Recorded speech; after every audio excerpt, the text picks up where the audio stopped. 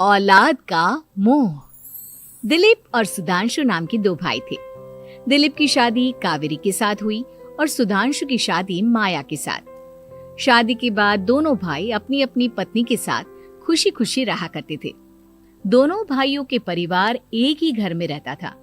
साथ में खाना, साथ में घूमना, कुल मिलाकर दोनों भाइयों का परिवार खुशहाल परिवार था।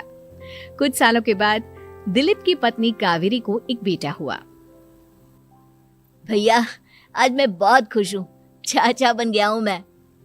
हाँ भाई साहब, इस बच्चे के घर में आने से तो रौनक आ गई है। मैं सबको बताऊंगी कि मैं तो चाची बन गई हूँ, चाची। तुम दोनों कितने अच्छे हो। हमारे बच्चे के आने से ऐसे खुश हो रहे हो जैसे ये बच्चा तुम्हारा ही हो। बस भैया, अब आपका बेटा इस दुनिया में आ गया ना, हम भी कोशिश करेंगे कि हमारा भी बच्चा जल्दी से इस दुनिया में आ जाए। और फिर आपका और हमारा बच्चा दोनों मिलकर दिन भर घर के आंगन में खेला करेंगे। कितना मजा आएगा ना। सच कहती हूँ माया, मैं भी उसी दिन का इंतजार कर रही हूँ जब तुम्हारी भी गोद भर जाएगी और मेरे बेटे को एक छोटा भाई या बहन मिल जाएगी। 1 साल बीत जाता है। दिलीप और कावेरी का बेटा अब 1 साल का हो चुका था, लेकिन सुधांशु और माया की कोई औलाद नहीं होती। माया, लगता है कि हमारी जिंदगी में बच्चे का सुख ही नहीं है। ऐसा क्यों कहते हैं? दिलीप भाई साहब का बेटा भी तो हमारा ही बेटा है ना। तुम्हारी बात बिल्कुल ठीक है माया, लेकिन फिर भी हमारा खुद का एक बच्चा होता तो कितना अच्छा होता। हाँ, कावेरी भाभी भी हमेशा कहती हैं उन्हें अपने बेटे के लिए एक छोटा भाई या बहन चाहिए। लेकिन देखिए ना, हमारी तो किस्मत ही कितनी खराब है। हमारे तो सारे ट्रीटमेंट भी फेल हो चुके हैं। डॉक्टर ने भी साफ साफ कह दिया है कि तुम कभी माँ नहीं बन सकती। वही तो सुधांशु, बहुत बुरी किस्मत है हमारी। लेकिन माया, हम अपनी किस्मत को इतना क्यों कोस रहे हैं? हम दिलीप भाई साहब के बेटे को अपने बेटे की तरह ही प्यार कर सकते हैं ना। हाँ जी, बिल्कुल सच कहा। मैं भी वैसा कर सकती हूँ। चाची हूँ, उसे छोटी माँ का प्यार नहीं दूंगी क्या?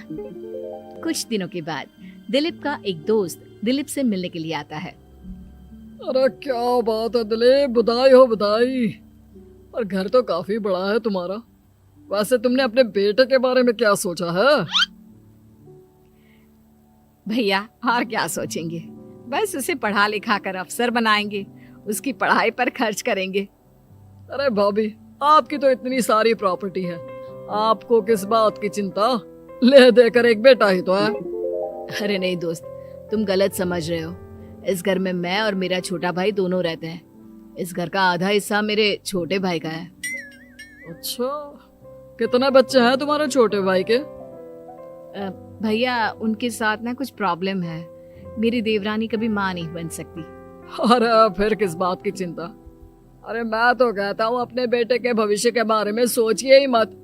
बस ये घर उसके नाम करवा दीजिए। देखिए, आपके भाई का भी कोई बच्चा नहीं है तो सब कुछ आपके बेटे को ही मिलना चाहिए। लेकिन ऐसा करना क्या सही होगा? अगर उनका बच्चा नहीं है तो क्या हुआ? ये घर आधा उनका है, उनकी जो मर्जी है वो करे। अरे कैसी बात करते हो? उनकी कोई औलाद नहीं है, वो क्या करेंगे प्रॉपर्टी अपने नाम रखकर? हाँ, वैसे भाई साहब आपकी बात तो बिल्कुल सही है। अब जो कुछ भी है वो हमारे बेटे का ही तो है। आखिर वही तो इस घर के वंश को आगे बढ़ाएगा। मैं कल ही देवर जी से बात करती हूँ। अगले दिन सुधांशु और माया, इधर आओ। तुम दोनों से एक बहुत जरूरी बात करनी है मुझे। बताइए ना भाभी, क्या बात है? आपको कहीं जाना है तो आप अपने बेटे को मेरे पास छोड़कर जाइए। मैं ही पूरा दिन रख लूंगी उसे। अरे नहीं माया, वो तो मुझे पता है। मैं किसी और चीज के बारे में बात करना चाहती हूँ। बताइए ना भाभी, क्या बात है? देखिए देवर जी, आपका कोई बच्चा है नहीं, लेकिन मैं जानती हूँ कि आप हमारे बेटे को अपने बेटे की तरह ही प्यार करते हैं। भाभी, बेटी की तरह नहीं, वो हमारा ही बेटा है। मेरे लिए तो वो मेरा ही बच्चा है।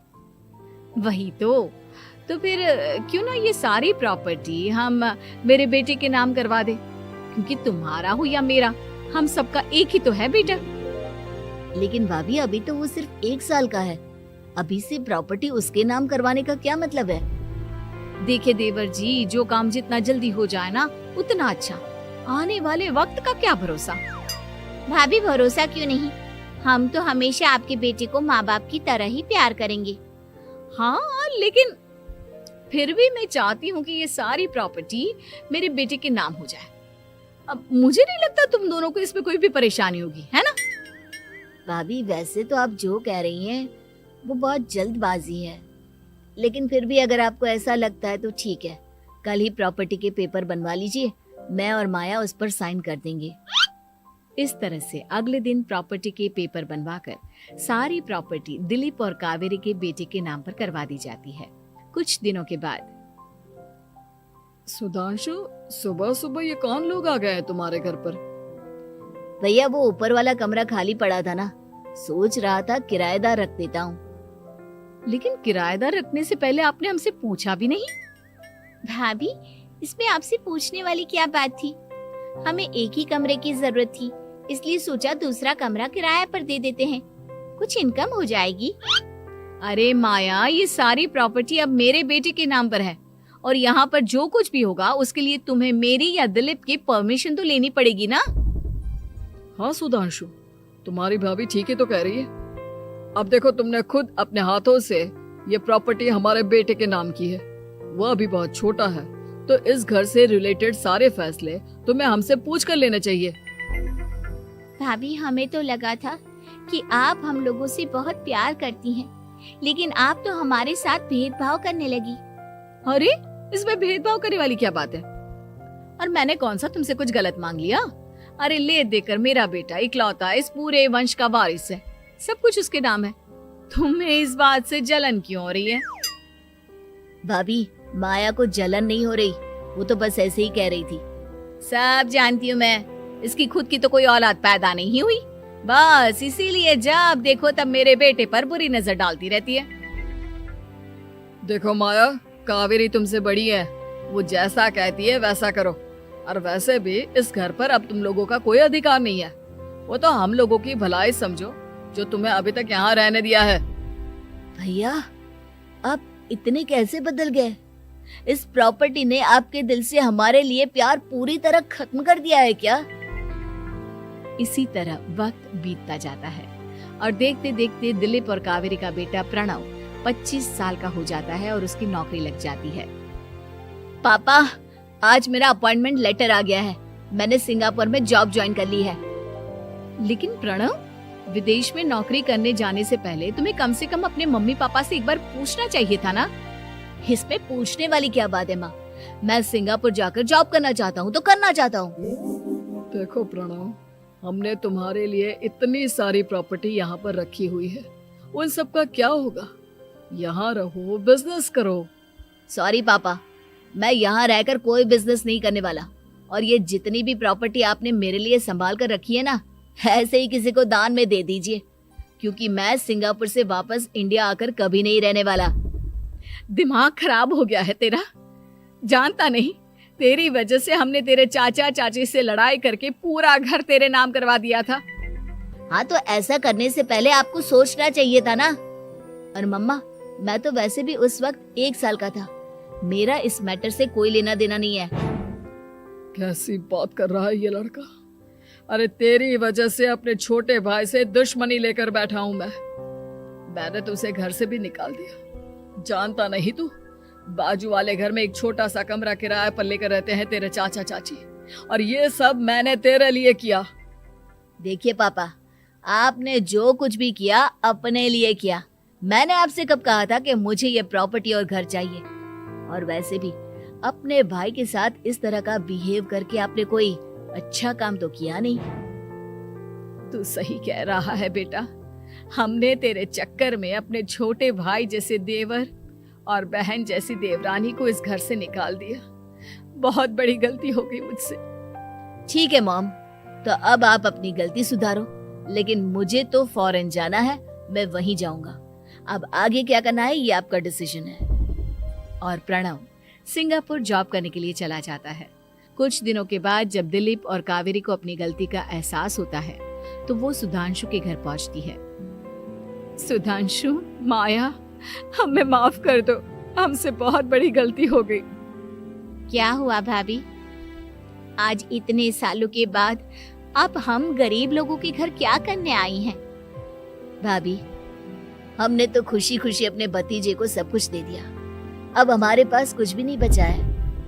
भाई, मुझसे बहुत बड़ी गलती हो गई। जो तेरे जैसे भाई को मैंने प्रॉपर्टी के चक्कर में घर से निकाला और जिसके लिए मैंने ये सब कुछ किया, वो खुद ही विदेश चला गया। भैया भाभी, जिस बेटे के लिए आपने हम लोगों को इतनी तकलीफ दी, आपस के प्यार को बिगाड़ा, जब वही आपसे दूर चला गया तो आपको इस बात का एहसास हुआ। लेकिन माफ कीजिए, अब हम आपके साथ रहने के लिए उस घर में नहीं आ सकते। नहीं नहीं माया, ऐसा मत कहो, मुझसे बहुत बड़ी गलती हो गई। प्लीज वापस चलो, मैं वो घर फिर से तुम्हारे नाम कर देती हूँ। भाभी, मैं उस घर का क्या करूंगी? किसके लिए? मेरा कोई बच्चा नहीं। मैं तो बस जिंदगी भर आप लोगों के साथ प्यार से रहना चाहती थी, प्रणव को अपने बेटे की तरह प्यार करना चाहती थी, लेकिन आपने मुझसे वो अधिकार छीन लिया। भाभी और भैया, एक सवाल पूछना चाहता हूँ आप लोगों से। जो बच्चा कुछ ही दिन पहले दुनिया में आया हो, जिस बच्चे के भविष्य का आपको पता ही ना हो, उसके लिए अपने पुराने रिश्तों को तोड़ देना, अपने सगे रिश्तेदारों से दुश्मनी मोल लेना, उनके साथ झगड़ा करना, उनकी बेइज्जती करना, क्या ये सही है? कम से कम हमें सही वक्त का इंतजार तो करना चाहिए ना। सिर्फ प्रॉपर्टी के लिए अपने सगे भाई को घर से निकाल दिया, वो भी अपने 1 साल के बेटे के लिए। क्या ये वाकई में सही था? जवाब दीजिए मेरी बात का।